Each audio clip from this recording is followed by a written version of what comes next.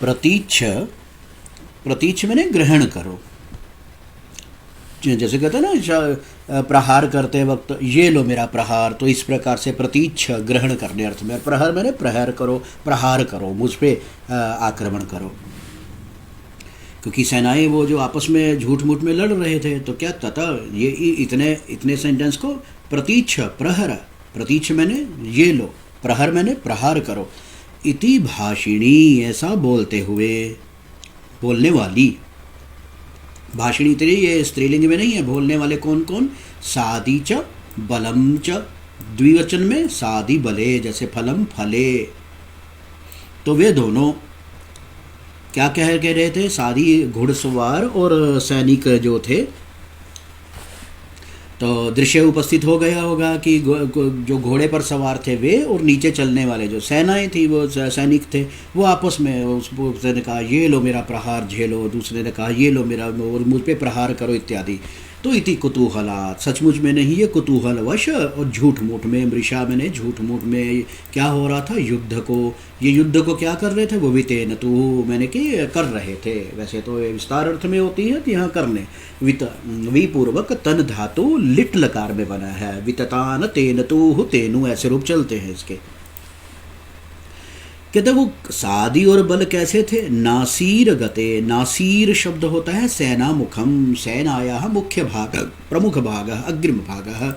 तो सेना मुख पे, यानी कि सेना मुख के जो आगे आगे चल रहे थे, तो उनके जो आपस में नासीर गत, सेना मुख में विद्यमान, अत्र गतत्व नाम विद्यमानत्व, गते नासीर गते सादी बले, सादी बले मतलब अश्वारोही घुड़सवार और सैनिक लोग क्या कह रहे थे? प्रतीच्छ प्रहर इति भाषिणी, ये लो प्रहार करो, इसको झेलो और मुझ पे भी प्रहार करो, ऐसा ऐसा कहते हुए भाषिणी मैंने कहने वाले। और कैसे? परस्पर आपस में उल्लासित चमक रहे थे, जिनके उल्लासित कर रहे थे, जो सचमुच के नहीं उन पर चला रहे थे, उल्लसित हो रहे, उल्लासित कर रहे थे, जो शल्य पल्लवे, शल्य शल्य कांटे को, और शास्त्र के लिए आ जाएगा, शस्त्र जो होते हैं हथियार इत्यादि। तो शल्य पल्लव, पल्लव वाले पत्ते को भी बोलते हैं, और किसी चीज़ की धार को भी, जैसे ब्लेड की धार इत्यादि, वो भी पल्लव बोलते हैं। तो पतली जो धारदार चीज़ पल्लव, प्रांत भाग। तो शस्त्र के प्रांतों को उल्लासित करते हुए, जैसे कि तलवार इत्यादि को ऐसे चमकाना, तो उसकी धारों को आपस में थोड़ा सा स्पर्श करते हुए, तो परस्पर अपने शस्त्र के प्रांत भागों को, या शस्त्रों को ही, प्रांत भाग भी उसी में समाहित हो गए। शब्द सौंदर्य के लिए और अर्थ सौंदर्य के लिए कवि ने लिखा परस्परम उल्लासितानि, अथवा परस्परम उल्लासिताः शल्यपल्लवाः, अथवा शल्यपल्लवानि, पुण्यपुंसकम दोनों में चलता है ये। तो आप शस्त्र रूपी पल्लव को उल्लसित करने वाले ऐसे घुड़सवार लोग और सेना के लोग झूठ मूठ में, कुतूहलवश झूठ मूठ में युद्ध करने लगे। युद्ध को फैलाने का मतलब युद्ध करने लगे। कहाँ थे वो लोग? नासीर गते, सेना के प्रमुख भाग में आगे आगे चलने वाले जो थे उनमें। तो चलते हुए उनको आनंदवश एक आ गया कि चलो आपस में एक कौतुक सा करते हैं, कुतूहलवश। ये किसके थे? नलस्य, नल की सेना के अग्रभाग में जाने वाले सेना मुखे। किम वितेन तु मृधम, क्या सचमुच का था? नहीं। मृषा, मृषा इति अव्ययपदम, किम वाचकम मिथ्यावाचकम असत्यवाचकम अलीकमिति। सादि बले, सादि शब्दः अश्ववारः, अश्ववारः अश्वारोही, अश्वारोही इति अश्वसैनिकः, अश्वारूढ़ सैनिकः। और बल, बलम इत्यत्र सैन्य बलम, सैनिक अर्थात सैनिकाः। कुतूहलाद, किम कारणतः? कुतूहलम तत्र कारणम, कारणे पंचमी, कुतूहलाद कौतुकवशात्। और इसका सादी बले ये विशेष्य बनेगा। इसका एक विशेषण देखो, जो आपस परस्पर शस्त्र के प्रांत भाग को उल्लसित कर रहे थे, चमका रहे थे, जिनके चमचमा रही थी तलवारें और अन्य शस्त्र जो। और वो क्या कह रहे थे? भाषिणी मतलब कह रहे थे। क्या कह रहे थे? प्रतीच्छ प्रहर, प्रहार करो, ये लो झेलो। ये तो इस प्रकार से इति भाषिणी। अब इसमें अन्वय में देखोगे तो और ज़्यादा स्पष्ट हो जाएगा। ततः नासीर गते, नासीर मैंने सेना के मुख में विद्यमान, यानी कि अग्रभाग में जाने वाले, नलस्य नल के, सादी बले जो अश्वारोही और सैनिक थे। कुतूहलाद बड़े कौतुक से, कुतूहलवश परस्पर मतलब ऐसे ही मजाक मजाक में जिसको आनंदपूर्वक जो है परस्पर उल्लासित शल्य पल्लवे चमचमाती हुई तलवारें आपस में वो दिखा रहे थे। तो प्रतीच्छ प्रहर इति भाषिणी, ये लो प्रहार करो, ग्रहण करो, ये मेरा प्रहार अपने पर सहन करो और प्रहार महन पे करो इत्यादि। प्रतिपूर्वक इच्छ धातु का, इश धातु का मतलब ग्रहण करना हो जाता है। प्रहर इति प्रहारम करो, ग्रहणम करो, मेरे शास्त्र प्रहार को झेलो और प्रहार करो। इति भाषिणी, ऐसा कहने वाले जो थे पल्लवे, ये पल्लवे का ही विशेषण है। मृषा मृधम वितेनुतु, झूठ मूठ में युद्ध करने लगे। स्पष्टम वितेनतु, विपूर्वक तन धातु लिट लकार प्रथम पुरुष द्विवचनम। मृधम नाम युद्धम, मृषा नाम असत्यम, असत्यम नाम मिथ्या। भाषिणी मतलब वादिनी, वादिनी ते स्त्रीलिंगे नास्ति यत्र नपुंसकलिंग प्रथमा द्विवचनम। वितेनतु ये आ गया ना, इसका कहाँ विशेष्य कौन बैठा है? सादि बले, सादि च, सादिनश्च अथवा सादिनश्च बलम च, तो सादि बलम एक वचन हो गया, उसमें सादी और बल द्वंद्व बन गया। और एक वचन होने पर भी यहाँ बहुवचन के अश्वारोही, अश्व जो सैनिक थे, घुड़सवार सैनिक, और दूसरे सैनिक जो है वो आपस में कुतूहलाद कौतुकवशात आमोद प्रमोदार्थम परस्परम मिथः उल्लासित सुशोभित विराजित परिलसित शल्य पल्लवे शस्त्र प्रांत भागे अथवा शस्त्र पल्लवे, जो शस्त्र चला रहे थे, आयुध पल्लवे प्रतीच्छ प्रहर इति ग्रहणम करो प्रहारम करो इति भाषिणी मृषा मृधम वितेनतु। यहाँ शब्द में जैसे शल्य पल्लवे, उल्लासित शल्य पल्लवे नलस्य सादि बले कुतूहल मृषा मृदम वितेनतु इत्यादि अनुप्रासः अलंकारः। और इसी अगले पद्य पर एक और चलते हैं हम। प्रयातुमस्माकमियं कियत्पदं धरा तदम्भोधिरपि स्थलायताम् इतीव वाहैर्निजवेगदर्पितैः पयोधिरोधक्षममुद्धतं रजः। फिर से सुनो। प्रयातुमस्माकमियं कियत्पदं धरा तदम्भोधिरपि स्थलायताम् इतीव वाहैर्निजवेगदर्पितैः पयोधिरोधक्षममुद्धतं रजः। प्रयातुम अस्माकं इयं कियत्पदं धरा तद अम्बोधिः अपि स्थलायताम्। ऊपर देखो, इनसे मिलान करते जाओ तो समझ में सारा आ जाएगा ये पदच्छेद किस प्रकार से पदों को संभालना है। इति इव वाहै निजवेगदर्पितैः पयोधिरोधक्षमम् उद्धतं रजः। पयोधिरोधक्षमम् उद्धतं रजः।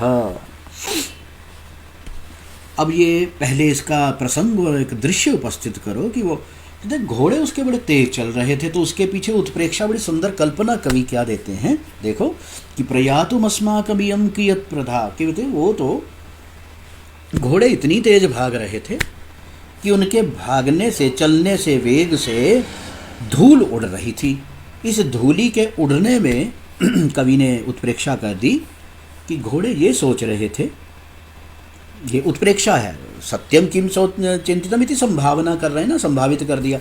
घोड़ों ने सोचा कि अस्माकम प्रयातुम, हमारे जाने के लिए, इयम धरा, ये जो पूरी धरती है, कियत पदम, कितने पदों में है, मतलब हम तो इसको कोई बड़ी बात नहीं है, पूरी पृथ्वी नाप लेंगे हम तो।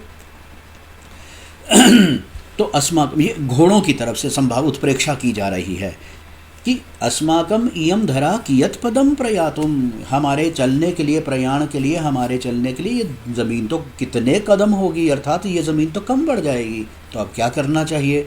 तो जितना भी समुद्र का क्षेत्र है, समुद्र एरिया जो ओशियन जो है, समुद्र जो है ना, अम्बोधिरपि स्थलायताम, तो हमारे चलने के लिए तो समुद्र भी ज़मीन, स्थलायताम, ये नाम धातु बनाकर दे दिया उपमान इत्यादि अर्थ में, जो है अभी पिछले प्रसंग में भी ऐसे रूप आए। तो स्थलायताम ये नाम धातु बनाकर फिर उसमें उपमान के अर्थ में भी प्रयोग किया जाता है, स्थल की तरह हो जाता है तो स्थलायताम। स्थलायते, स्थलायेते, और ये लोट लकार में बना है, जैसे सेवताम, सेवेताम, सेवंताम, स्थलायताम, स्थलायेताम, स्थलायंताम। ये तो क्या शब्द की प्रवृत्ति की दृष्टि से मैंने बताया।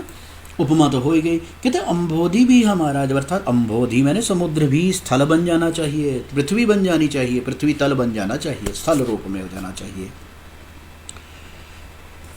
ये देखो कल्पना जो उत्प्रेक्षा कर रहे हैं ना, कि घोड़ों ने सोचा कि हमारे चलने के लिए इयम धरा कियत पदम, कितने कदम की है ये, कितने पद की है। अर्थात भाव क्या निकला कि ये तो धरा तो कम पड़ जाएगी, तो क्या करना चाहिए, समुद्र का जितना भी जो क्षेत्र है, तो समुद्रों को भी, समुद्र भी स्थल बन जाना चाहिए, स्थल बना दिया जाए। इति इव, यहाँ देखो इव उत्प्रेक्षा आ गया, मानो ऐसा। इति मतलब ये ऊपर की फुल स्टेटमेंट यहाँ पर किस में कन्वर्ट हो गए, वो बंद है, इन्वर्टेड हो गई। इति इव किस अर्थ में आया, मानो। वाह, वाह का मतलब होता है घोड़ा, ये पिछले है ना, वाह वाहो चित वेश पेशल वाले में मैंने बताया, वाह शब्द वाहन के अर्थ में भी होता है। वाह एक संज्ञा बन चुका है अमरकोश वाक्य के मुताबिक, वाहो नाम अश्वः, यहाँ अश्व के अर्थ में आ रहा है, वाह ही। तो घोड़ों ने क्या किया, पहले तो देखो घोड़े कैसे थे, निज वेग दर्पितई, जो अपने वेग से दर्पित हो रहे थे। दर्प था उनको कि देखो हमारा मतलब उनको लग रहा था कि हमारा वेग के बराबर तो कुछ है नहीं, और इसी वेग के दर्प पे वो क्या सोच बैठे, ये पृथ्वी तो कितनी है, हम तो जल्दी कवर कर लेंगे इसको, कियत पदम। तो अब क्या करना चाहिए, हमारे चलने के लिए तो और हमें चाहिए कुछ। कहते समुद्र को भी फिर हम क्या बना देते हैं, ज़मीन, स्थल बना देते हैं। स्थल बनाने के लिए क्या कर रहे थे, कहते उद्धतम रजः, वो धूलि कण उड़ा रहे थे। कहते किसको, पयोधि रोध, पयोधि मैंने समुद्र, समुद्र को क्या कर देना है, अवरुद्ध, रोध कर देना है। उस रोध को करने में क्षम मैंने समर्थ, यानी कि उन्होंने इतनी धूलि कण उड़ाई, इतनी धूल उड़ाई कि मानो पूरा का पूरा समुद्र ही ढक जाएगा। समुद्र को रोकने में समर्थ, रोकने का मतलब अवरोध, आवरण करने में, कि समुद्र को ढक लेने में। जैसे होता है ना, जहाँ पानी वानी या छोटे से गड्ढे बढ़ जाते हैं, या छोटे से एक वो जोहड़ वगैरह होते हैं, तो उसको जब भरना होता है, ज़मीन बनानी होती है, तो उसमें मिट्टी, कंक्रीट वगैरह ऊपर मिट्टी डालकर उसको एक पक्का कर दिया जाता है। अब ये तो सामान्य गड्ढे और जोहड़ की बात तो सभी अपनी कल्पना में कर रहे हैं, किंतु कवि ने बहुत बड़ी स्तर की उत्प्रेक्षा यहाँ कर दी। जो कहते हैं कि समुद्र को ही, घोड़ों ने सोचा कि इसे समुद्र को ही ज़मीन बना दो, फिर क्या करेंगे। कहते हैं उन्होंने कहा धूलि कण, इतनी धूल उड़ाओ, इतनी धूल उड़ाओ कि समुद्र में वो समाकर पूरे के पूरे समुद्र को ज़मीन बना दे। वो धूलि कण कहाँ से उड़ रहे थे, उनके घोड़ों के चलने से। तो ये दोनों चीज़ें आपस में मिल गई। घोड़े इतनी तेज़ भाग रहे थे कि धूली बहुत मात्रा में उड़ रही थी। तो इस अतिशय धूल कणों को दिखाने, और अतिशय धूल का भी व्यंग्यार्थ कहाँ जा रहा है, उनका वेग बहुत प्रबल था, बहुत तेज़ था उनका। तो धूली कण उड़ा रहे थे, उद्धत कर रहे थे, उठा रहे थे। अब इसको जरा देखो, अन्वय के माध्यम से हम करते हैं। इयम धरा, ये कौन सोच रहे हैं, घोड़े सोच रहे हैं। इसको हम समझने के लिए जरा यहाँ इन्वर्टेड कॉमा क्लोज कर देते हैं, तो वाक्य और ज़्यादा निखर कर समझ में आ जाएगा। इयम धरा प्रयातुम अस्माकम कियत पदम, ये धरा प्रयातुम मैंने प्रयाण करने के लिए, जाने के लिए, अस्माकम कियत पदम हमारे लिए कितने कदम की है, कितने कदम पे है। तद तो मैंने अतएव अम्बोधि अपि, ये समुद्र भी स्थलायताम क्या बन जाए, स्थल बन जाए, स्थल रूप हो जावे। इति स्थलम इव भवेत इति स्थलायताम, इति इव मानो ऐसा सोचते हुए, या अंदर का अर्थ लगा लो कि इस प्रकार का मन में विचार लाते हुए, वाहई, इसीलिए तो वाह मैंने जो घोड़े थे कर्मवाच्य में दिया, इसलिए कर्ता में तृतीया आ गई है। वाहई निज वेग दर्पितई, जो अपने वेग से दर्पित हुए थे, ऐसे वेग का दर्प रखने वाले ऐसे घोड़ों के द्वारा पयोधिरोध क्षमम, समुद्र को भी ढक देने में समर्थ धूली उड़ाई गई। अर्थात इतनी धूल उड़ाई कि वो समुद्र को भी ढक सकती थी।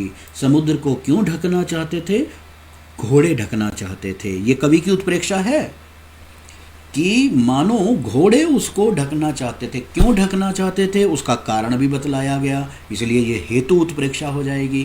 क्या कि समुद्र को तो क्या बन जाना चाहिए, स्थल बन जाना चाहिए। समुद्र को स्थल क्यों बन जाना चाहिए इसका भी हेतु बतला रहे हैं। क्यों? क्योंकि उनको दिक्कत हो गई, एरिया कम पड़ गया। ये कवि ने बड़ी अच्छी सुदूर खींची हुई विस्तृत कल्पना, बृहत कल्पना की है उत्प्रेक्षा। घोड़ों ने सोचा कि कवि कहता है कि घोड़े शायद इसलिए इतनी तेज़ भाग के धूल उड़ा रहे हैं कि वो उस धूल से समुद्र को ढक देना चाहते हैं। क्यों ढकना चाहते हैं? क्योंकि समुद्र को धूल से पूरी तरह से पाट कर, पूरी तरह से उसमें धूली कण डालकर उसको ज़मीन बनाना है, धरा स्थल बना देना है। क्यों? क्योंकि पृथ्वी तो घोड़ों की गति के लिए, घोड़ों की दौड़ लगाने के लिए कम पड़ गई थी। तो ये हो गया। मुझे हर एक शब्द स्पष्ट है। अब इसको जरा संभालो पद्य को। ये देखो, प्रयातुमस्माकमियं कियत्पदं धरा तदम्भोधिरपि स्थलायताम् इतीव वाहैर्निजवेगदर्पितैः पयोधिरोधक्षममुद्धतं रजः। शब्द, भाव, अर्थ सभी स्पष्ट हो गया। अलंकार ये देखो अनुप्रास आदि तो एक सामान्य सी बात है। ये तो सामान्य बात में भी अनुप्रास और ये मतलब छल छलाते ही रहते हैं। और हेतु उत्प्रेक्षा, अभी मैंने बताया ना कि वो उत्प्रेक्षा में कारण दे दिया, तो हेतु कारण पूर्वक जो उसमें संभावना का कारण पूर्वक जो कह दी गई, तो हेतु उत्प्रेक्षा बन गई है। ये मैंने कहा केवल इसमें उत्प्रेक्षा में हेतु मात्र की दृष्टि से देखा जाए ना तो ये काव्यलिंग का अंश बन जाता है। पूर्व के प्रसंग में मैंने, पूर्व के पद्यों में एक दो बार मैंने इसका भी चर्चा की थी। तो शास्त्र की दृष्टि से पंक्ति, शास्त्र, परिभाषाएं सब स्पष्ट हों, किंतु अगर जब हम अपनी दृष्टि से सोचते हैं ना तो वो पता लग जाता है कि ये का कितना हिस्सा किस अलंकार के साथ अंदर मैच करेगा। अस्तु, उपमा अलंकार वो भी केवल सामान्य है, स्थलायताम, तो ये समुद्र भी स्थल बन जाना चाहिए, स्थल की तरह हो जाना चाहिए। तो उपमा आंशिक रूप से है, स्फुट तो नहीं है, किंतु स्थलायताम इतने, ये वैसे तो एक आदि अलंकार में ही प्रायशः संतुष्ट भवन्ति, परंतु यहाँ ध्यान रखना चाहिए जब हम काव्य की बात कर रहे हों, काव्य सौंदर्य की बात कर रहे हों, तो कौन सा अलंकार किस शब्द से छल छला कर आ रहा है ये ध्यान में रखना ज़्यादा सार्थक और उपयोगी होता है। हस्तु तो स्पष्ट हो गया कि घोड़े इस प्रकार से बड़ी तेज़ी से चल रहे थे, बड़ा वेग से चल रहे थे, धूलियाँ उड़ रही थी, तो कवि ने उत्प्रेक्षा इसी धूली उड़ने से करती। हम एक पद्य और कर लेते हैं। ये देखो, ये भी घोड़ों की गति के बारे में आ रहा है, ये इसके भी बड़ी अच्छी कल्पना की है। और ये कल्पना उत्प्रेक्षा है, ये भी सुनकर अतीव आनंददायिनी। जैसे हरेर्यदक्रामि पदैककेनखं पदैश्चतुर्भिः क्रमणेऽपि तस्य नः त्रपाहरीणामिति नम्रताननैर्न्यवर्तितैरर्धनभः कृतक्रमैः। फिर से सुनो, हरेर्यदक्रामि पदैककेनखं पदैश्चतुर्भिः क्रमणेऽपि तस्य नः त्रपाहरीणामिति नम्रताननैर्न्यवर्तितैरर्धनभः कृतक्रमैः। पदच्छेद देखो, हरे है यद पदच्छेद से पहले इसका सामान्य भाव प्रसंग जान लो।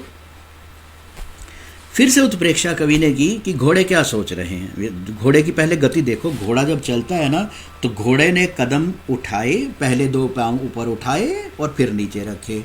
वो इतनी ऊंची से वो मतलब बहुत लंबी छलांग लगाते हुए और ऊपर ऐसे उछाल भर कर वो जा रहे हैं ना, तो कवि कहते हैं कि वो आधे आकाश तक पहुंचकर मानो साम नीचे आ जाते थे। हालांकि वो बहुत अति लग रही है, किंतु उत्प्रेक्षा जब करने बैठे तो अतिशय दिखाने के लिए कवि ने ये कल्पना की कि अर्धनभ कृतक्रमई, क्रम उन्होंने अपना क्रमण जो है अपने पाँव को आधे आकाश तक ले गए और फिर नीचे रख दिया, फिर ले जाते, फिर नीचे रख दिया। तो केवल इस कदम उठाकर जमीन पर रखने तक वाले उस मोमेंट को, उस दृश्य को कवि ने कैसे उत्प्रेक्षा में बांधा देखो। कहते हैं जब ऐसे कर रहे थे तो कवि ने कल्पना की कि घोड़े क्या सोच रहे हैं। कहते हैं भगवान विष्णु ने तो अपने एक कदम से पूरे आकाश को, मतलब एक एक कदम से 3 कदमों में पृथ्वी और आकाश और ये सब पाताल सबको माप दिया भगवान विष्णु ने। वामन अवतार की बात चल रही है यहाँ, पौराणिक कथा की ओर संकेत है। कथा बिल्कुल स्पष्ट है, इसलिए सामान्य निर्देश मात्र पर्याप्त है कि भगवान विष्णु ने तो अपने एक कदम में ही खम मैंने अंतरिक्ष यानी कि आकाश को अक्रामी मैंने आक्रांत कर लिया था, यानी कि एक कदम में ही उसको नाप डाला था। और हम घोड़े जब अपना पाँव आगे बढ़ने के लिए उठाते तो कभी कहता है कि वो आकाश की ओर जाने लगे हैं, मतलब तीव्र गति वाला वो व्यंग्य तो निकलेगा ही, आकाश की ओर। कहते हैं घोड़ों ने सोचा, जब ऊपर कदम उठा लिया तो घोड़ों ने सोचा कि भगवान विष्णु थे, वामन अवतार ने तो एक कदम में ही अंतरिक्ष को माप लिया था, और हमारे कदम कितने हैं, चतुर्भी ही। ये उसकी सेना के जो घोड़े हैं, बहुवचन में आ गया ना, तो ये सभी घोड़ों की चर्चा चल रही है। उसकी सैन्य के इतने प्रबल, अच्छी नस्ल के, अच्छी जाति के घोड़े थे उसके। और कहते हैं कि पदई चतुर्भी, तो घोड़े क्या सोच रहे हैं, चतुर्भी ही पदई, इन 4 कदमों से हम क्रमण करेंगे, तस्य न हम। भगवान विष्णु ने एक अकेले कदम से पूरे अंतरिक्ष को माप लिया। हम 4 कदमों से अगर पूरे अंतरिक्ष को आक्रांत करेंगे, यानी कि पूरे आकाश तक हम अपनी गति को बढ़ाएंगे, तो कहते हैं कि न, ये अच्छी बात है। त्रपा मैंने लज्जा, कहते हैं ये तो न मैंने अस्माकम, हमारे लिए तो ये बड़ी लज्जा की बात हो जाएगी। हरि नाम, और जानबूझ के देखो कवि ने हरि शब्द का प्रयोग किया है घोड़ों के लिए। हरि शब्द के कई अर्थ होते हैं। हरिर नाम सिंह, हरिर नाम विष्णु, सबसे पहले तो हरि भगवान विष्णु के लिए आया, और फिर बाकी भी नाम देखो हरि घोड़े को भी बोलते हैं, हरि बंदर को भी बोलते हैं। वो नारद मुनि की कहानी तो सबको ध्यान में होगी ही। वो जब कहते हैं कि मुझे बहुत, हरि को कहते हैं कि मुझे इस प्रकार से ना अपना सुंदर रूप दे दो, स्वयंवर में मुझे सबसे ज़्यादा सुंदर दिखना है। तो भगवान ने हरि का रूप कह के तथास्तु। तो हरि का दूसरा अर्थ बंदर होता है, तो नारद जी को बंदर का रूप मिल गया। तो वो हरि शब्द एक ही है किंतु अनेकार्थक है। यहाँ हम अभी जो हमारे प्रसंग में हरि, एक तो विष्णु भगवान के लिए आया वामन अवतार, और दूसरा मतलब विष्णु के लिए आया। वो तो प्रसंग से हमें पता लगा कि वामन के ही संदर्भ में चर्चा है उनकी, वामन अवतार। हरि नाम, दूसरा हरि नाम जो आया है ये आएगा घोड़ों के लिए। तो कल्पना देखो वैसे स्पष्ट हो गई ना कि घोड़े जब कदम बढ़ाते तो वो फिर ज़मीन पर, तो उनको तो स्वाभाविक रखना ही होता है चलने के लिए, किंतु कवि कल्पना करता है कि मानो ऐसा लगता है कि घोड़े आकाश को ऐसे ऊपर जाना चाहते हैं, किंतु जैसे ही वो आधे आकाश, मतलब थोड़ी सी ऊपर जाते हैं, फिर सोचते हैं नहीं, भगवान विष्णु ने तो वामनावतार लेकर एक कदम में ही अंतरिक्ष माप लिया था पूरा, और हम 4 कदमों से उसको मापेंगे, तो ये तो बड़ी शर्म की बात, बड़ी लज्जा की बात होगी। तो इसको सोचते ही नम्रताननयी, मुंह नीचे किए हुए, घोड़े का मुंह वैसे ही नीचे की ओर होता है, तो किंतु कवि ने उत्प्रेक्षा करनी है, उस उत्प्रेक्षा में और ज़्यादा सौंदर्य आ गए, नम्रताननयी, तो ये तो बड़ी लज्जा वाली बात हो जाएगी। तो इसे करके हरि नाम, और उन्होंने सोचा कि हम संस्कृत के हिसाब से तो हरि शब्द दोनों का वाचक होता है ना, कि हम भी हरि हैं और वो भी हरि। उस हरि ने एक कदम से किया, हम 4 कदमों से करेंगे, ये तो बड़ी लज्जा वाली बात हो जानी है।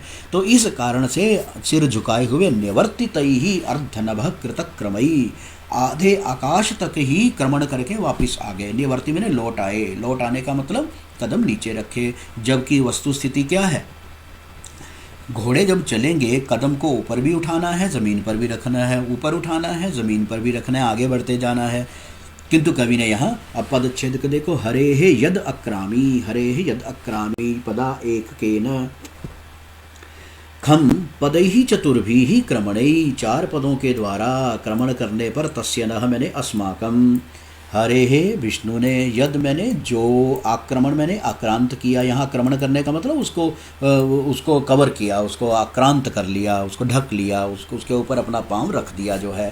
तो पदा मापने के अर्थ में भाव निकल जाएगा कि पदा, पद, ये पाद शब्द को पत आदेश हो जाता है। जैसे हृदय के लिए हृत शब्द सुना है ना, हृदय तृतीया में, तो पद के लिए पद्नो मासरिशन्नो दोषं जगन छकन्नुदन्ना संछस प्रवृत्ति, एक सूत्र है व्याकरण का, तो उसमें पाद शब्द को पत आदेश इत्यादि ऐसे हो जाता है। तो तृतीया में बना पदा।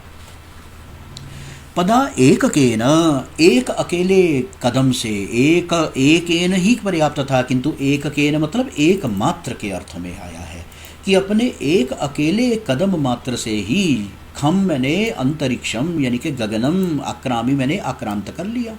भगवान विष्णु ने अपने एक कदम में ही आकाश को आक्रांत कर लिया। तो तस्य चतुर्भिः क्रमणैः, उसका चतुर्भी, 4 किन से, पदैहि, पदों के द्वारा, क्रमण मैंने आक्रमण करने में, जाने में, 4 कदमों के द्वारा वहाँ तक जाना या उसको आक्रांत करने में, तस्य खस्य अर्थात गगनस्य, नह मैंने अस्माकम, त्रपा मैंने लज्जा, वो तो बड़े शर्म की बात है। हरिणाम, और हम कौन है? हरिणाम, हरिणाम इति अश्वानाम। अर्थ करेंगे तो अश्व शब्द आ गया, किंतु कवि ने यहाँ इस हरि, इस पद मात्र से ही जो सुंदर व्यंग्य देना चाह रहा है ना, उसकी खूबसूरती अलग है कि वो भी हरि और हम भी हरि। शब्द से तो दोनों एक ही हुए ना, अर्थ हो गया, हम तो घोड़े हैं और वो भगवान हैं, किंतु हरि शब्द, वो भी हरि हैं और हम भी हरि हैं। उस हरि ने एक कदम में अंतरिक्ष आकाश तक वो पहुँचे, आकाश तक रख दिया कदम, और हम 4 कदमों से आकाश तक पहुँचेंगे या उसको कवर करेंगे, उसको नापेंगे। कहते हैं इति त्रपा, ये तो बड़े ही लज्जा की बात है। ऐसा सोचते ही उन्होंने ऊपर गए हुए कदम को नम्रताननई, नम्रित नम्र हो गया, जिसका आनंद, सिर झुकाते, झुके हुए सिर वाले उन घोड़ों ने सिर झुकाए हुए, जबकि स्वाभाविक है घोड़े का मुख की दिशा ही वहीं रहती है सामान्य अवस्था में।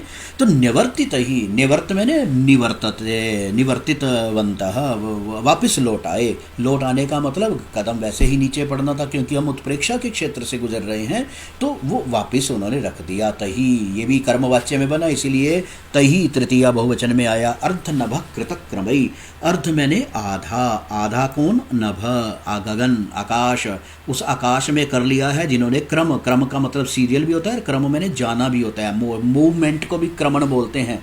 क्रमण शब्द तो सभी ने सुना ही रखा है ना, संक्रमण, परिक्रमण, क्रमण, तो ये क्रमण का ही न हटा दो तो वो, क्योंकि जैसे ल्युट और सामान्य भाव वाले संज्ञाएं, जो जैसे पठनम पाठ, गमनम गमः, वैसे ही क्रमणम क्रमः ये बना, भ्रमणम भ्रमः वैसे तो क्रम, यहाँ क्रम सीरियल के अर्थ में ना होकर क्रमण करने जाने अर्थ में। कहते आधे आकाश तक ही जाकर वो वापस लौट आए।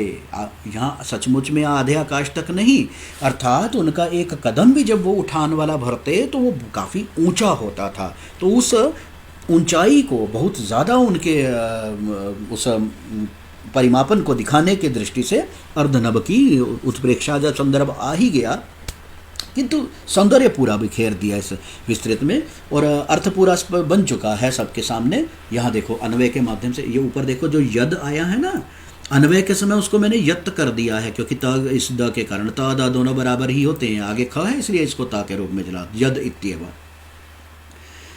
यत खम, जो आकाश, हरे हे एक एक एन पदा अक्रामी, विष्णु के एक अकेले पदा, पद से, चरण से, अक्रामी, आक्रांत कर लिया गया, तस्य, उसी का, उसका किसका? खम, खस्य अर्थात गगनस्य, आकाशस्य, चतुर्भी अपि पदई, हम अपने 4 कदमों से क्रमणे, क्रमण करेंगे तो अर्थात वहाँ तक जाएंगे, उसको पहुँचेंगे तो, नह मैंने अस्माकम त्रपा हरिणाम, अस्माकम हरिणाम, ये त्रपा को इधर रखने से ज़्यादा सुंदर, अच्छा, नह हरिणाम त्रपा, कहते हैं उसमें तो हमारे लिए शर्म की बात है, ये तो बड़े लज्जा की बात हो जाएगी। उन्होंने एक कदम में आकाश माप लिया और हम 4-4 कदमों से लेकर आकाश मापने चले हैं। तो इति हरिनाम त्रपा इति, ऐसा मानकर ये इव शब्द के बिना ही कवि ने उत्प्रेक्षा कर दिया, तो ये लुप्तोपमा कहलाती है। जैसे मैंने बताया ना, वहाँ हेतु देने से जब उत्प्रेक्षा, हेतु का कथन करते हुए जब उत्प्रेक्षा दे दी जाए तो हेतु उत्प्रेक्षा होती है। यहाँ इव शब्द के बिना भी, किंतु वर्णन इतना चल रहा है कि ये उत्प्रेक्षा संभावित अर्थ के अलावा और दूसरा अर्थ अपनी सुंदरता बिखेर ही नहीं सकता तो इव के बिना ही प्रयोग कर दिया तो लुप्त, लुप्त उत्प्रेक्षा, लुप्त उत्प्रेक्षा यहाँ कहलाएगी। उत्प्रेक्षा साम्राज्य मात्र। नम्रताननैः, सिर झुनताननैः, नतमुखैः, तैः तैः अश्वैः अश्वैर्ति हरिभिः। ये शब्द सौंदर्य देखो, यहाँ शब्द का हरे है और यहाँ हरि का एक ही शब्द से दोनों का प्रयोग करना सार्थक है। क्यों? क्योंकि अर्थ तो वहाँ विष्णु, वामन अवतार विष्णु के अर्थ में जा रहा है, जबकि यहाँ घोड़ों के अर्थ में जा रहा है, किंतु हरि की समानता दिखलाना भी उस व्यंग्य का बड़ा सुंदर अर्थ निकल रहा है। तो इसीलिए इसको सार्थक का प्रयोग होगा, यहाँ पर इसकी वैल्यू है। शब्द बदल देते तो ये सौंदर्य यहाँ पर, इतना अंश का सौंदर्य तो यहाँ से नष्ट हो जाना था, हो गई। त्रपाइति लज्जा, तो अर्धनभ, आधे आकाश तक ही जाकर वो लौट आते थे। घोड़ों की स्वाभाविक यही स्थिति है, किंतु कवि ने उनकी टाप का, उनके कदम का ऊपर उठना फिर नीचे रखना, इतने मूवमेंट को इस उत्प्रेक्षा में बांध लिया। अर्थ बिल्कुल स्पष्ट हो गया है। अलंकार उत्प्रेक्षा है, लुप्त उत्प्रेक्षा आ गई। श्लेष अलंकार भी है, क्योंकि हरि शब्द दोनों तरफ चला गया ना, तो ये आ गया हरिणाम यमक नहीं यहाँ कह सकते, क्योंकि Hari Hari as it is बिल्कुल बिल्कुल वैसी ही स्थिति में नहीं आई है। तो हरि शब्द का नहीं, इसमें श्लेष हरे हरे श्लेष नहीं है। श्लेष तब होगा जब एक बार प्रयोग करने पर दोनों अर्थ उसी में से निकलेंगे, तब श्लेष होता है। हाँ, एतत् हरि शब्द का प्रयोग 2 बार किया, किंतु दोनों बार एक विशेष अभिप्राय और विशेष प्रकार के व्यंग्य के लिए, का विशेष ध्वनि के लिए कहा गया है। तो स्पष्टम अत्र उत्प्रेक्षा, लुप्त उत्प्रेक्षा। ये लो, आज हम ये एतावन्मात्रमेव, इसको हम लिखते हैं लुप्तोत्प्रेक्षा। लुप्त उत्प्रेक्षा अलंकार हो गया। एतावत् ओम।